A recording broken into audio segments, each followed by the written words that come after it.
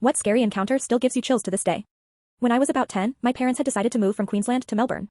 We moved states by car because we had a dog and didn't want to risk the whole pets and planes situations. The trip was about 2 days long, not including stops and rests. So we were driving through the Pilliga Forest at this point, which is a very dense amount of forest land between New South Wales and Queensland, I think. And it's known to have a lot of paranormal history and scary stories. It was the middle of the night and we had to pull over on the side of the road to let our dog out for a pee. So we all decided we'd get out the car and stretch our legs. You're not really supposed to exit your vehicle when you're in the Pilliga. At this point, my older brother and I were around the side of the car on our phones, Dad was with the dog towards the side of the trees, and Mom was fixing the dog's bedding in the boot. Out of absolutely nowhere, some old creepy looking man, and when I say creepy, I mean like, slasher, serial killer creepy. This guy had come up behind my mom out of nowhere and had asked what we were doing out in the forest. My mom, very clearly creeped out, answered that we were moving states by car. The guy then rambles off something about travel time and plane expenses and stuff. He then says, stay right here, I'll go get you something, and he walks off into the dark behind the car. Keep in mind, we were dead in the middle of the Pilliga at this point.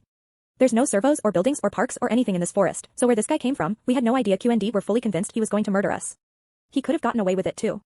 After the guy had walked far enough, my dad literally picked up our dog, who is a fully grown Dalmatian, and shoved him back in the boot. My mom was ushering us into the car and my parents drove off so fast I've never seen before.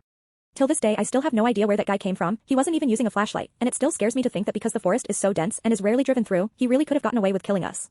He might have been a nice guy though, but you never know.